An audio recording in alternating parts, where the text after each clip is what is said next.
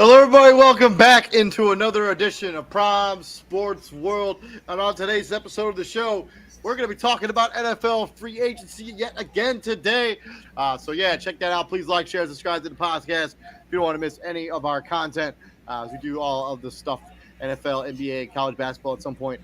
Talking about NFL and talking about NFL free agency. I'm, of course, your host, David On Point. Helping right there is my co-host, Mr. T.J. Hopkins.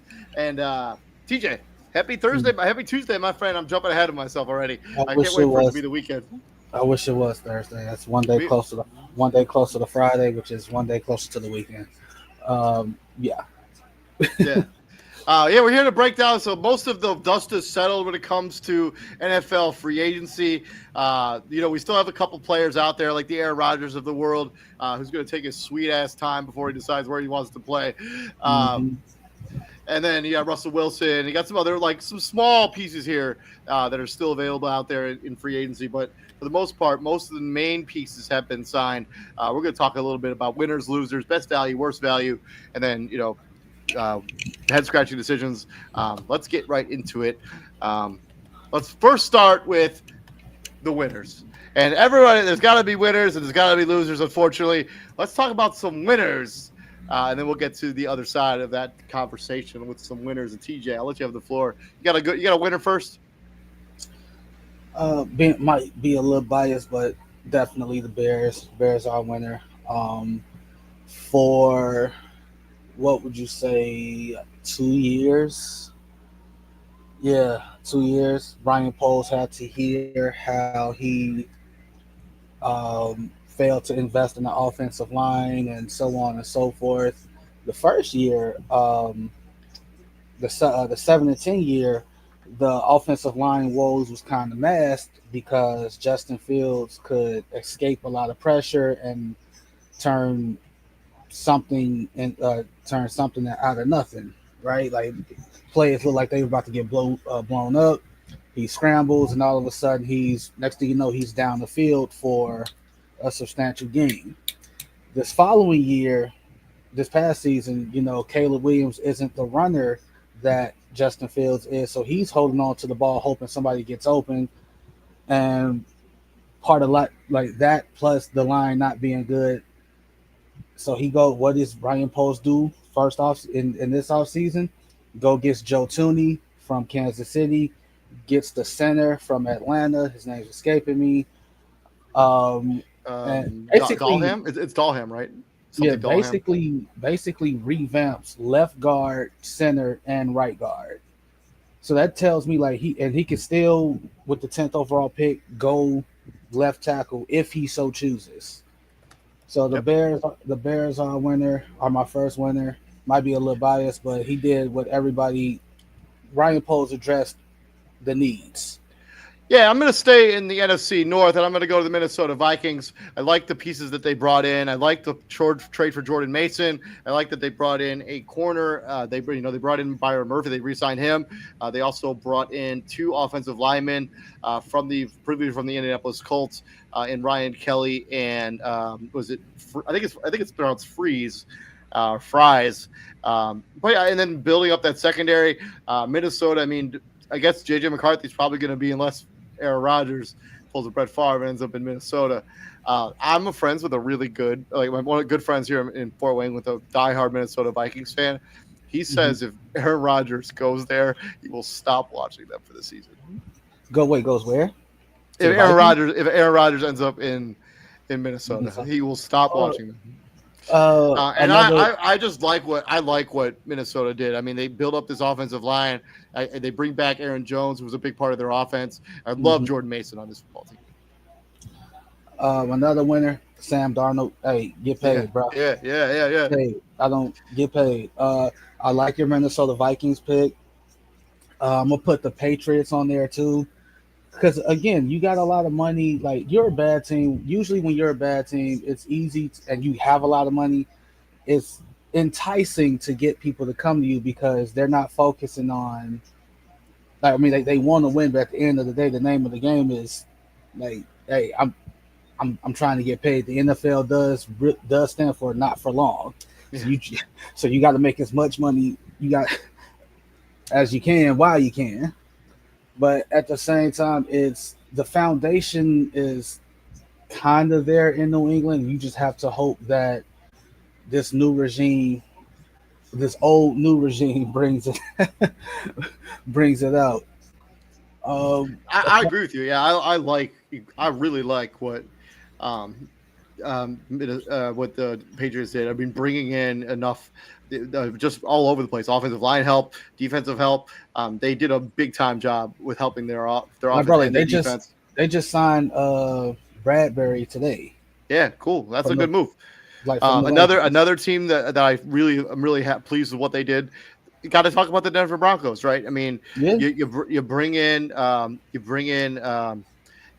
bring in Ufanga, you bring in Dre Yeah. Greenlaw, Alex Singleton as assumes going to be healthy this season. I mean, I like what Denver Broncos did. Bring in Evan Ingram gives you a tight end they didn't really need. Now you don't have to address that necessarily in free agency, and you can kind of address your biggest need right now, which is running back, because there's nobody in this room that you really Mm, think is like, yeah, that's the guy. that's the guy.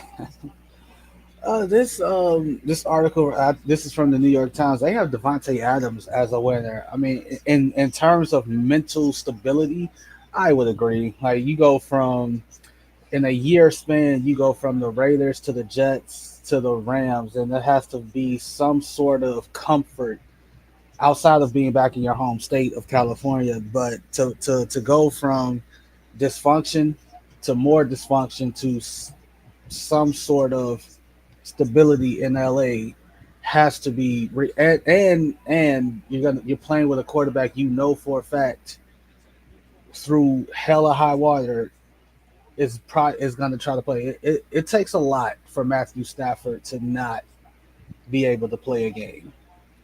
Yeah, Like as we know, like he puts his body through hell. He takes a lot of shots, but he gets up. He gonna get him the ball. Yeah, my next winner, staying in the NFC, I'm going to go the Washington Commanders. Oh I think you yeah. absolutely fleeced the Houston Texans on the Laramie Tunsil trade, which we'll get to in a later segment in the show. But I mean, they also brought in hold on, Debo Samuel Sr. They didn't really give up much to get him either. I mean, look at this team. I mean, they added Will Harris to a big hitting safety, Jonathan Jones to a really good corner, which they can Hmm. add to Marshawn Lattimore and Mike Sanders. You bring back Bobby Wagner. I don't Hmm. love the Javon Kinlaw signing. I think he's a definite downgrade over Jonathan Allen. But I mean, I like what Washington Commanders did, and the Commanders feel like a team who realize, hey, we have a rookie, we have a quarterback on a rookie contract Who's gonna get very expensive eventually. But eventually? before he gets expensive, let's build around him, and they for sure did that this offseason. So kudos to them. And kudos to the Bears. I mean, I had them as a big winner too. You got to snatch from me. I knew that was going to happen when I gave you the floor first. So Yeah. I knew what I was getting into. So, I but mean, yeah, I hey, it mean, happens. It happens. yeah, Like, 100%, 100%. If they take a left tackle, man, in the draft, I'll be ecstatic. Uh, I'm I'm fine and just I'm fine if they go left tackle, but if that edge from Tennessee, if he's there Pierce, at yeah, if he's there is at that 10, Pierce? yeah, if he's there at 10, or for some forsaken reason, if the football guys decide to smile on us and Genty falls to 10, which I don't expect to happen. I don't expect Genty to fall past 6. I think Genty's going to the Raiders. I really do. But I'm cool with either offensive tackle, edge, or if by miracle Genty falls to us at 10. I would not be about us taking a running back. I think we have. I like the running back room we have. So I mean, who knows? But not every team can be a winner. Do you have another winner? Or or are you good? No, I'm good. Go ahead.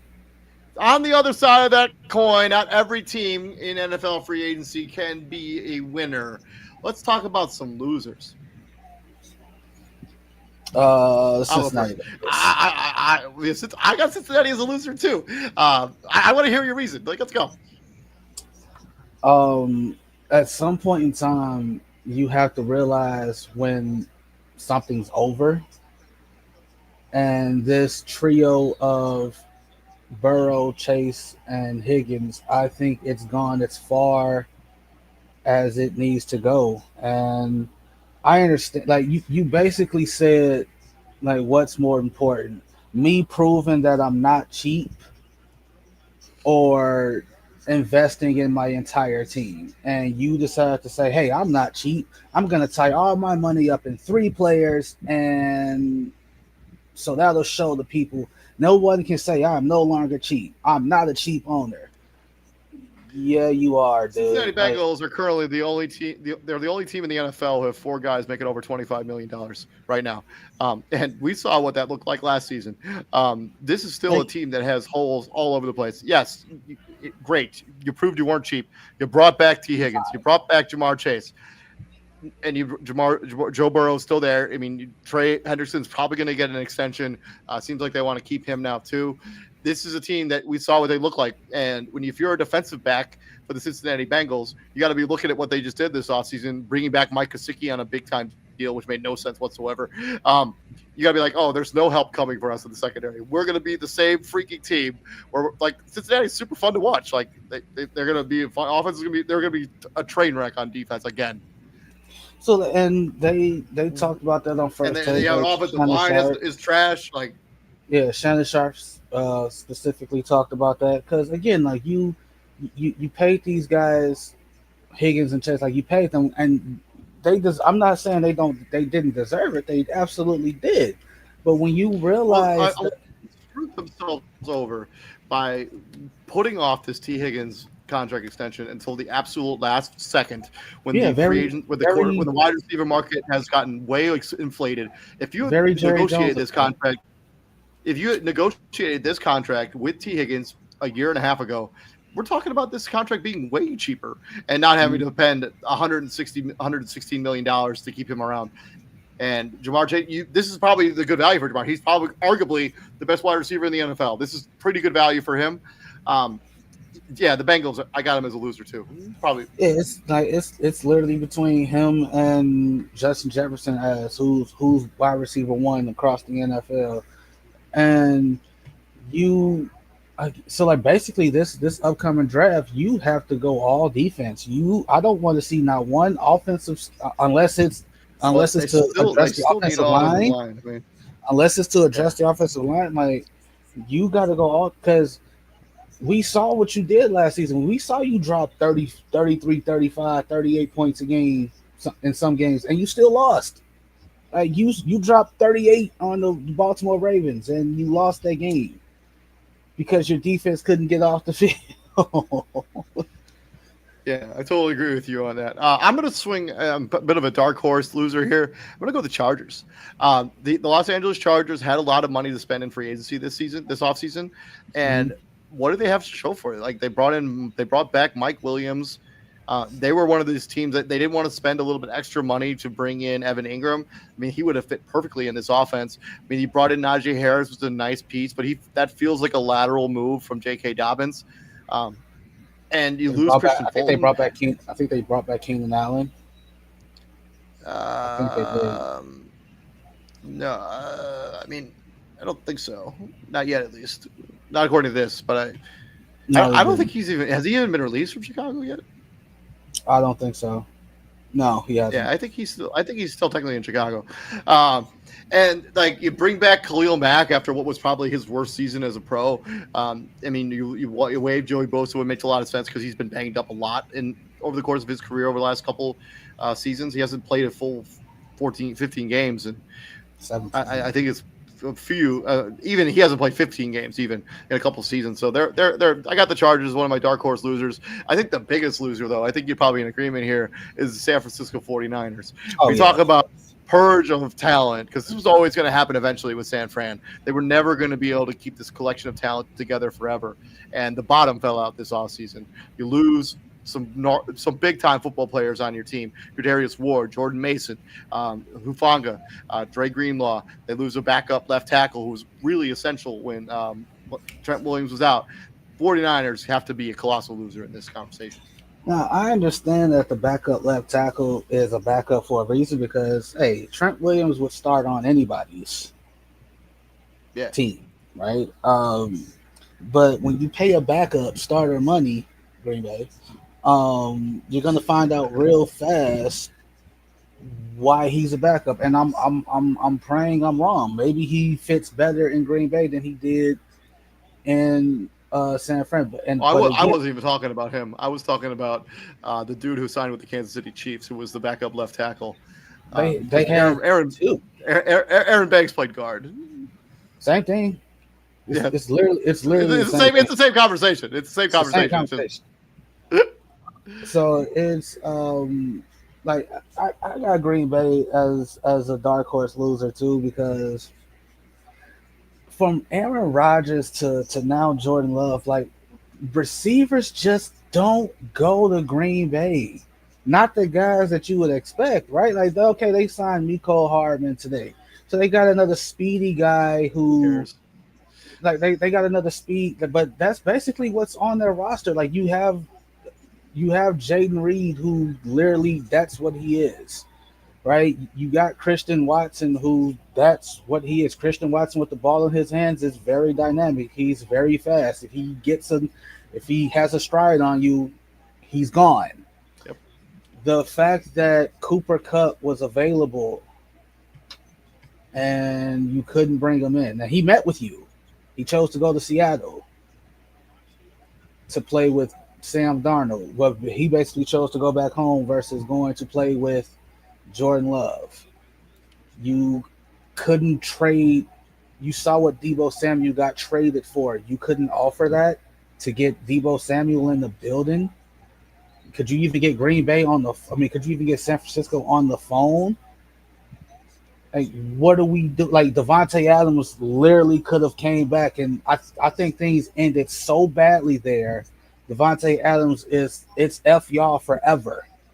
Like, things ended, like, Devontae Adams was available again. Mike Williams was available. You could have signed him on a 1-year flyer. You saw what DK Metcalf went for. You couldn't get Seattle on the phone. Tyler Lockett is still available. What are you waiting on? Like, and I'm saying that because you saw what Josh Jacobs said about the collection of receivers in the room, and I know Izzy loves his team, and as he should.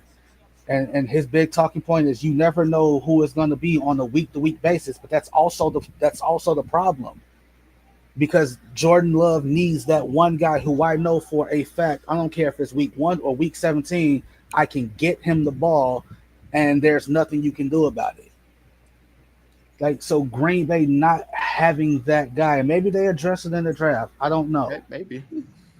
But right now, like, the fact that receivers don't go, like, they didn't go to play with Aaron Rodgers, and they didn't go to play with, and then right so far they're not going to play with Jordan Love, and that was the big reason as to why Aaron Rodgers towards the end wanted out, because the front office just can't attract talent for whatever reason. I don't know what it is. So from Green Bay, I like that. I got two third-year quarterbacks as one of my losers. First, I'm going to start with C.J. Stroud.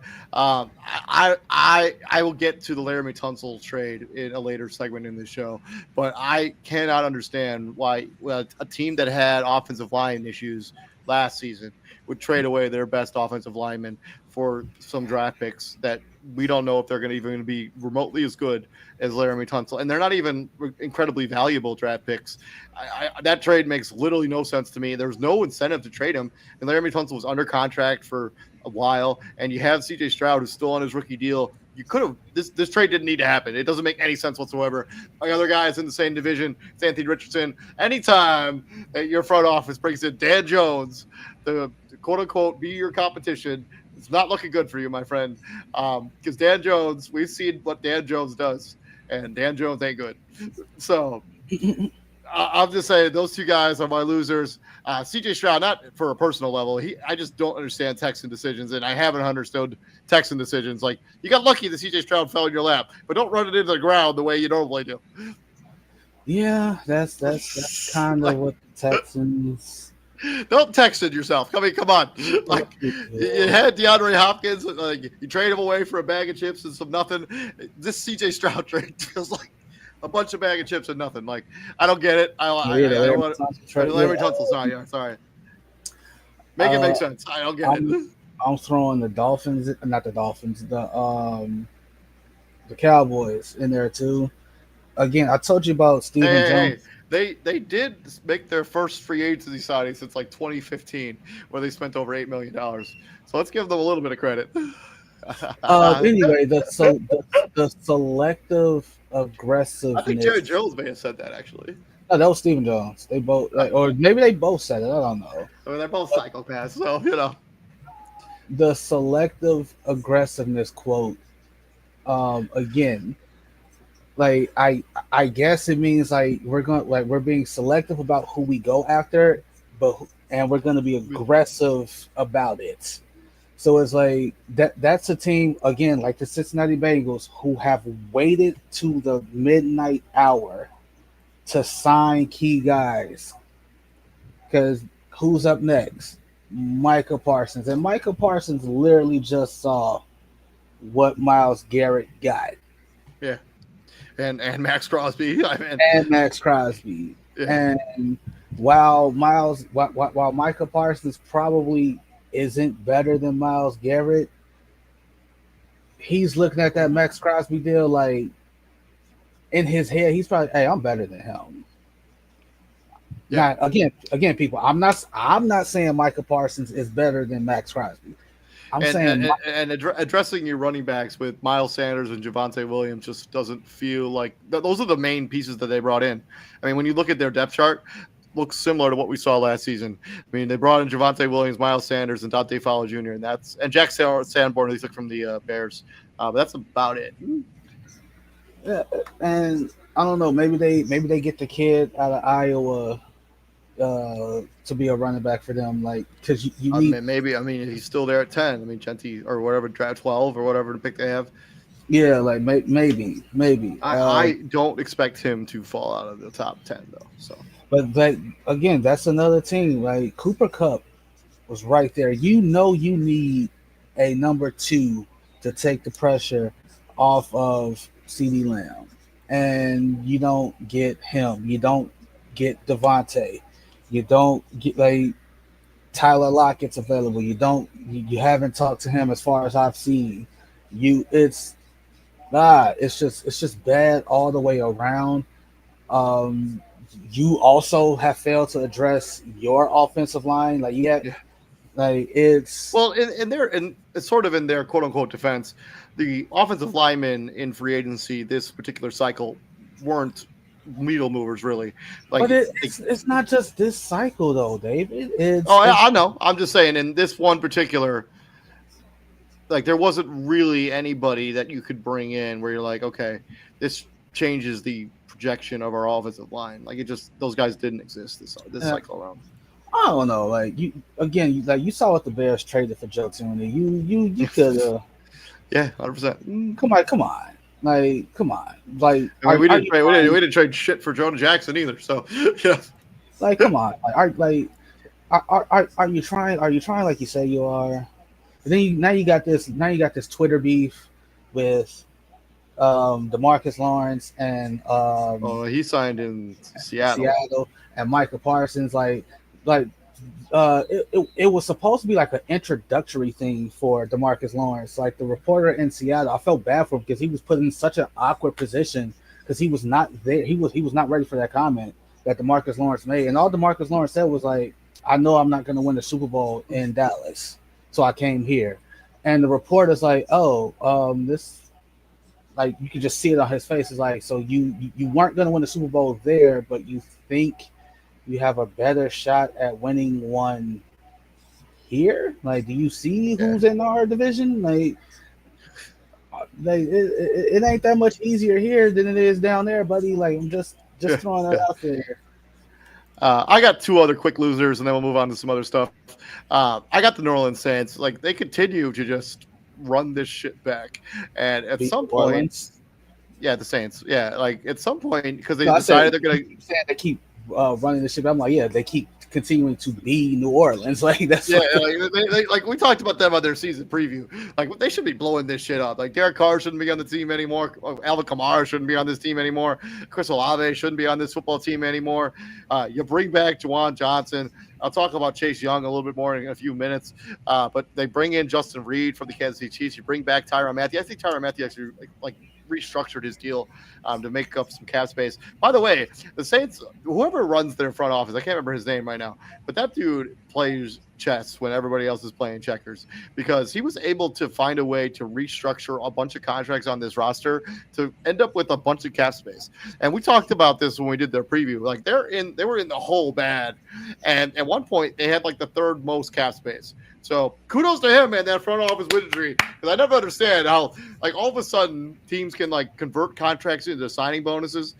I do know that money eventually comes against the cap later, so they're basically gonna screw themselves over eventually. But for this season, they're gonna be all right. And Ben DiNucci's on this roster, and I love when Ben DiNucci's on a roster. So that is good stuff right there. The Nucci, TJ, come on.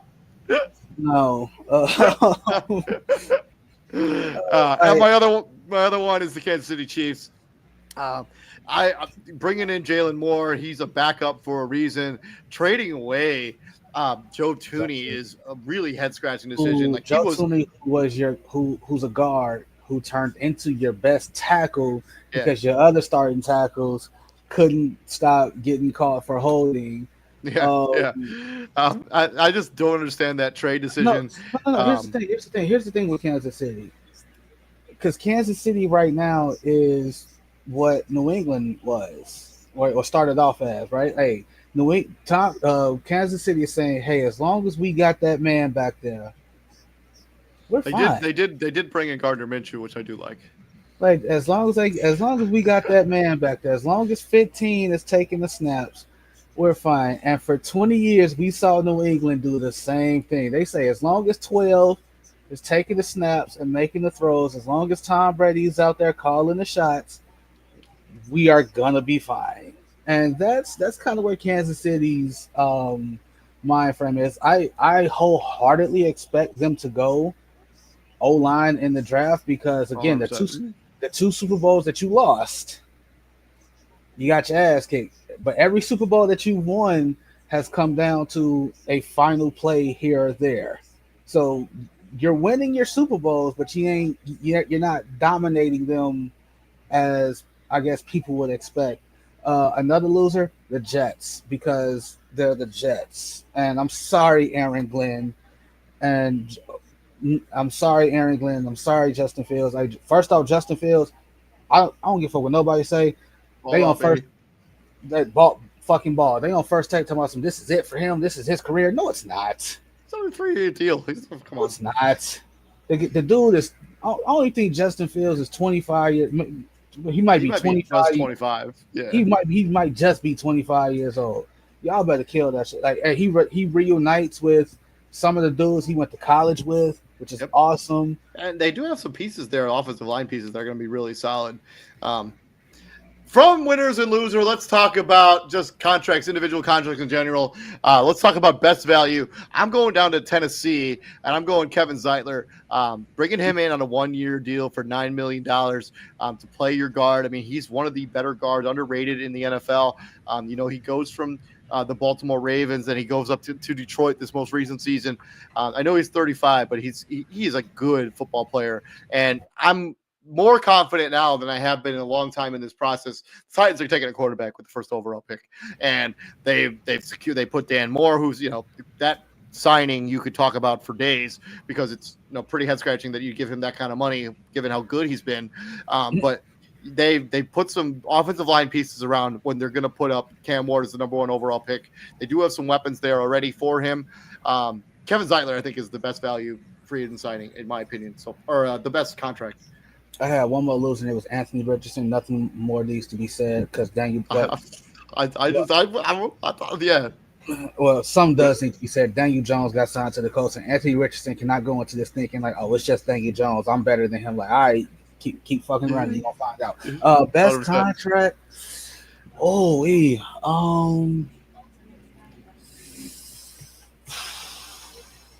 best contract. Let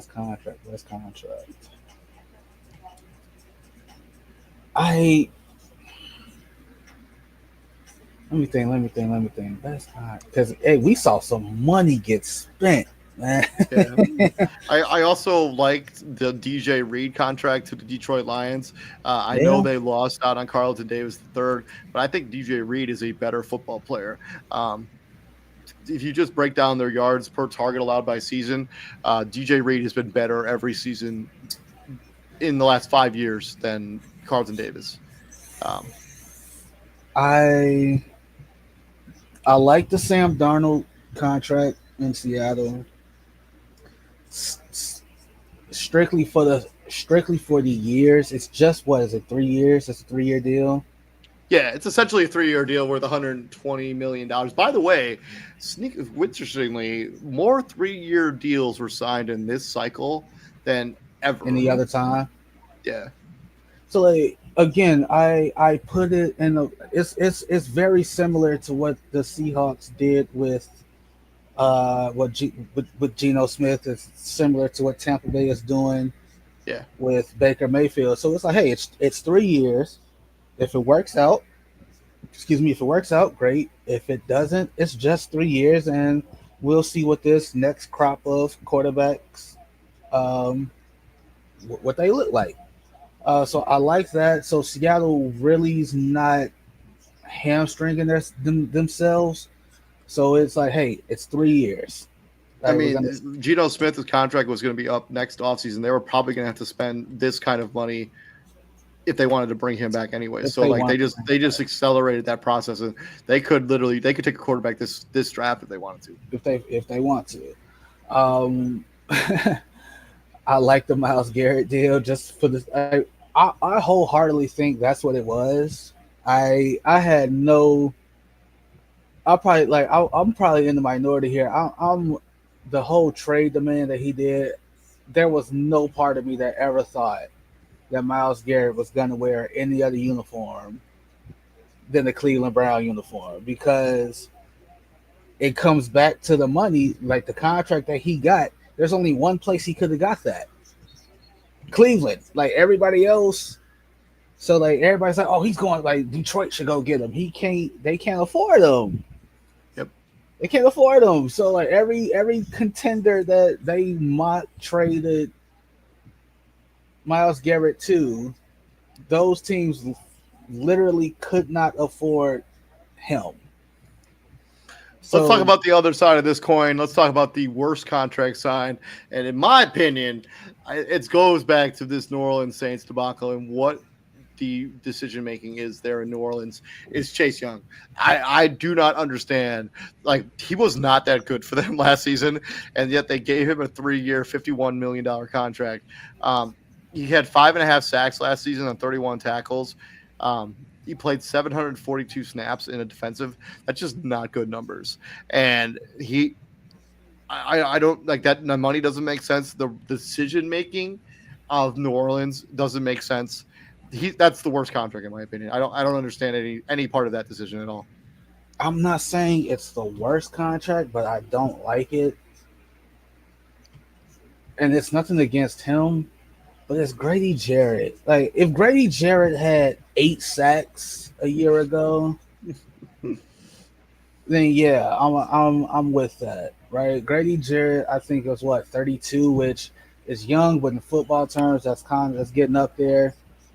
And his sack numbers have declined in the last 2 years. Like, he's gone down. I think he had 6.5 a year ago, and I think he had 5 this past year. So unless Grady Jarrett has some kind of resurgence, which is entirely possible, like It's your true. parent, entirely possible. Like I'm not finna sit here and act like Javon Dexter ain't a goddamn monster. Like everybody talking about, we could have had Jalen Carter. Like, bro, Javon Dexter literally had the same regular season numbers before he got hurt as Jalen Carter did. Like by that at the time Jalen Carter got hurt, Javon Dexter got hurt. Him and Jalen Carter were literally neck and neck in terms of production and so on and so forth. I Uh, agree with you on that. I mean, that and a lot of that Grady Jarrett money is fully guaranteed, $28.5 million. That's a ton of money for a that's a guy who's lot of gotten money, bro. it's gotten regressively worse. And like, not to mention that like he was in Atlanta, a team that needed a pass rusher, and they're like, "No, we can't. Nah, This we're guy's good. got this guy's got to go." Like, nah, But I at don't the get same it. time, but at the same time, like this is null and void if obviously like the injury to Javon Dexter didn't help. But if Andrew Billings, if he steps up and he takes that step forward like people were expecting, maybe Grady Jarrett isn't signed here, but like that kind of plays a Yep. role in that. I think another bad contract is whatever deal Aaron Rodgers is signed to, who's also a loser, by the way. I can't believe we missed that because teams are not finna wait on you to make a decision, dude. Yes, they There's are. lit- there's literally only one team that's kind of waiting, and it's Pittsburgh. So it's like, dude, it's like the other teams are like, hey, we going this way. We ain't finna wait for you to decide what you want to do on some. Man, I saw a clip of Adam Schefter being like extra annoyed that Aaron Rodgers hasn't made a decision yet. I was like, "Are you aware of who he is as a human being? He doesn't give a fuck about you. He'll just take his sweet ass time. He doesn't care. He's Aaron Rodgers." But and that's also the problem. So like Cam Hayward, I forgot whose podcast he's on, but he's like he's annoyed that he's like, either you want to be a Pittsburgh Steeler or you don't. It's let us know so we can just like what do you want to so like that's whoever signs Aaron Rodgers, that's the worst contract. Because I don't know if he's meeting with the Titans. I don't know if he's meeting Man, imagine if he became a Titan. Like what? like bro, like Cleveland is like Russell Wilson is also left in the wind Yeah, because kind of. are Like teams are waiting for Aaron Rodgers to make a Aaron decision Rodgers before. to make a decision before. I'm Yeah. like, bro, like Russell Wilson, yes, yeah. like, Let's talk about value. Let's talk about best and worst value. Let's start with best. I got Jonathan Allen going to the Minnesota Vikings, 3 years, $60 million.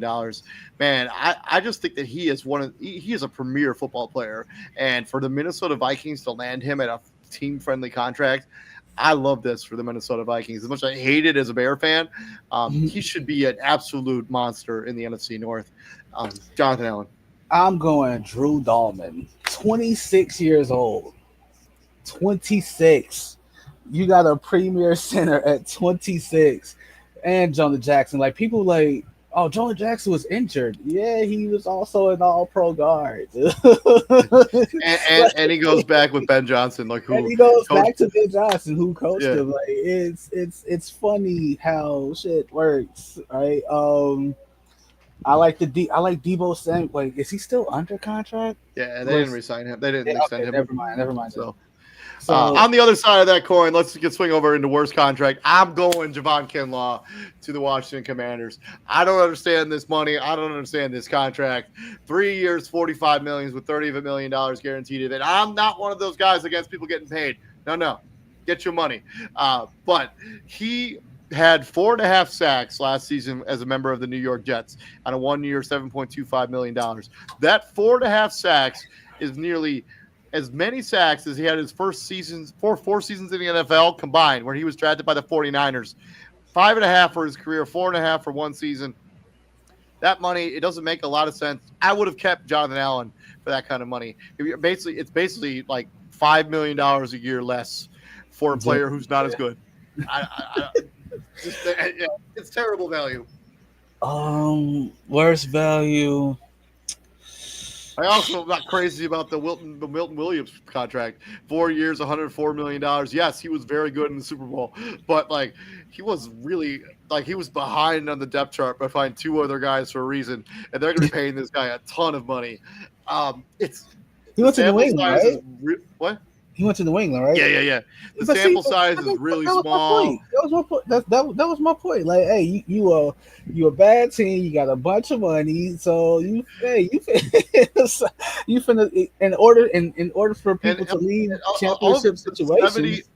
of the 76 games that he was eligible to play in, he only took snaps in 21.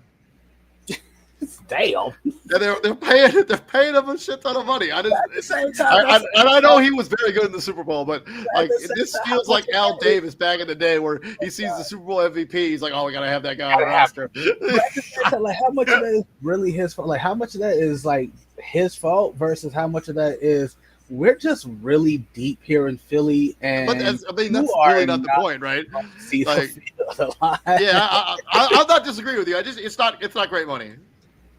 Because like let's be honest, like does he get those snaps if N'Kobe Dean doesn't? No, he's not an edge. He's a a defensive tackle. defensive tackle. Like, I'm like it's I don't I kind of get what you're saying. Like, hey, you're not gonna see the field a lot when you're playing behind Jalen Carter and Jordan Davis. Like, let's just be real. Like, you're gonna be what you are at best, which is a rotational piece. And then you said like how many games that he was eligible to play 21. in? No, 76. how many? 76. He's only so out of 76. He only took snaps in 21, so it doesn't mean he was hurt. He just didn't take snaps. He only took snaps fine. in 21 of those, like that. So that's like 50 some. That's 50 plus games where he did not play.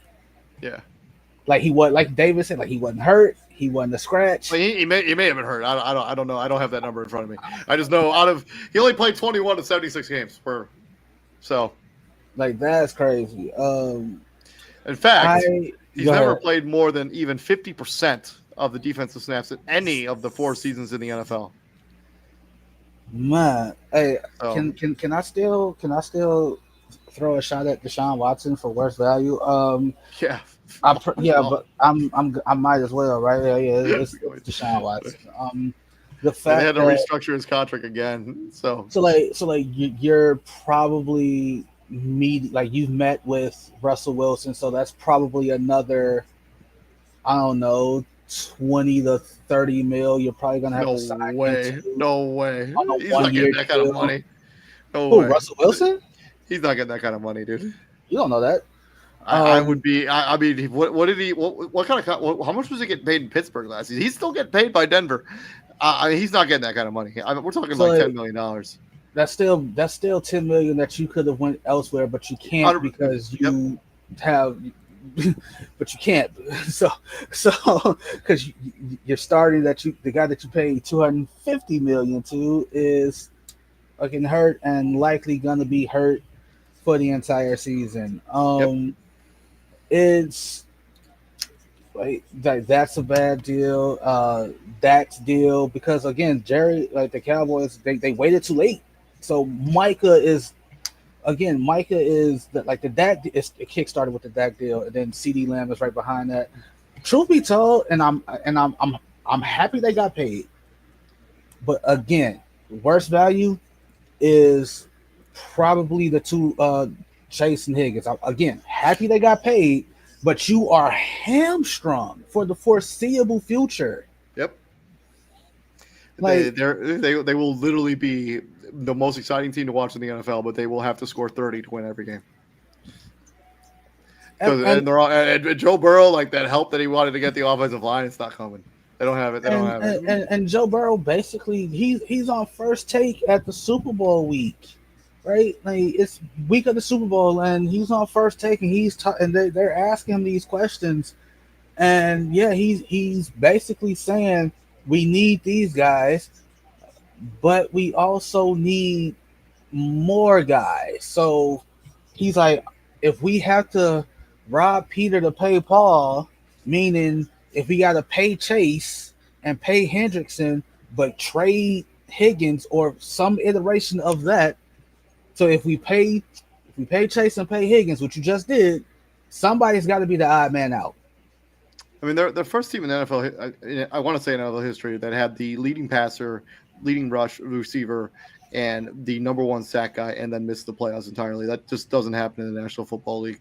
Moving over from there, let's talk about head scratching. And I don't understand this Laremy Tunsil contract at all, this trade at all. Like, you have CJ Stroud on a rookie deal. He's still cheap for another 2 seasons before you have to give him an extension, or at least one more season for sure. And you trade like this team had protection issues last season, and you trade away your best offensive tackle, and then you also trade away Kendrick Green, who was another offensive tackle that was on your football team, for a safety. I don't understand any of that decision making that went on in Houston. Not to mention they have been really quiet in free agency. Like, I'm not sure what they've even done. Like, as far as bringing in players, like they brought in Christian Kirk which is, fine, I guess. They traded CJ Gardner-Johnson to, I think that was a trade with the Eagles where they sent a guard back. Yeah, the Kenyon Green, who was the first round pick a few years ago. I just don't understand what the decision making was. Like, when you're the Houston Texans and you have a young quarterback and you have a good offensive lineman, there's no reason to trade that guy away. Like, even if he was a locker room problem, when there's been no reports of that whatsoever, you keep that guy on your football team and you give you the best chance to win now. There's no winning now in any of those moves. There's no offensive lineman that you're going to draft in the first round that's going to be as good as Laremy Tunsil today. There's also the draft capital that you got back is not going to turn into Laremy Tunsil. Like, it's just not going to be a thing. And he still had some years left on his deal. And if you're like, oh, we don't want to pay that guy, suck it up, pay him. Like, don't be cheap. He's a good football player, and he's 31, but that's not that old in left tackle years. You can play until you're 40 years old. That's my most head-scratching decision. Everything Houston Texans related, I don't understand any of it. Aaron Banks to Green Bay. Again, you gave starter money to a guy that's a backup. And again, when you got Packer Twitter lamenting that, I don't like this deal. Now, if it works out, it works out. If it works out, everybody who said everyone who calls themselves a Packer media person, whether it's the big time guys or if it's guys like us that just do this for the love of the game, you're gonna have to come back and say, me included, that hey, I was wrong. Like, that was a great deal, it worked out, so on and so forth. But right now, it's like it's like you gave a backup starter money, and I'm not understanding it. Well, that's been our full 2025 NFL free agency recap. We will be doing mock draft coverage next week. You don't want to miss any of that content. And we'll probably run a show if Aaron Rodgers ever decides to sign with an NFL team. But yeah, we got all NFL stuff. We're going to be swinging into mock draft stuff. I will probably do some more WWE stuff because I really enjoy it. And we will probably do some UFL stuff, even if I got to do that solo. But we are Prime Sports World. Thank you very much for joining us. My name is David On Point Humpin. Right there is my co-host, Mr. T.J. Hopkins. And TJ, what do we do here at the Prime, my friend? We bring the heat, kind sir. Yes, sir. And we yeet, baby. Let's go. And I gotta watch that John Cena promo from last night from yesterday because I have not had an opportunity because I've been super busy. Oh, it's great. Like, I've heard. I just haven't had a chance to watch it. Like, it's like, so everybody's expecting him to get a new theme and come out with a new theme, and he's like, no, you get nothing. You will get nothing and like it. But yeah, we'll be back here probably on Thursday potentially. But you guys all have a good night and stay safe out there. TJ, take it easy, my friend. And here's a quick message from our sponsor here at the Huddle Sports Network. You guys all have a good night and stay safe. See you, man. Peace out, brother. Welcome to the Huddle Sports Network, where we're breaking boundaries and redefining podcasting. Broadcasting live on 6 different platforms, we're bringing you the latest in sports like never before. Imagine tuning into real-time discussions, expert analyses, and fan interactions all at your fingertips. Each platform offers a unique experience, whether you're on YouTube, Facebook, or Twitch. We're not just sharing stories, we're creating a community of passionate sports enthusiasts. Join us as we dive deep into the evolution of podcasting, where every episode is a chance to engage, debate, and celebrate the world of sports. This is where your voice matters and the game never stops Welcome to the Huddle Sports Network, where we're breaking boundaries and redefining podcasting. Broadcasting live on 6 different platforms, we're bringing you the latest in sports like never before, where sports passion meets podcasting brilliance. I'm Mike, the Bear fan, and alongside Bill, the Packer fan, and our buddy Ken Catalone, we're bringing you an incredible lineup of 38 diverse podcasters. Each one brings their unique flavor to the table, covering everything from game analysis to behind-the-scenes stories. Imagine diving deep into the minds of experts who live and breathe football, sharing insights that you won't find anywhere else.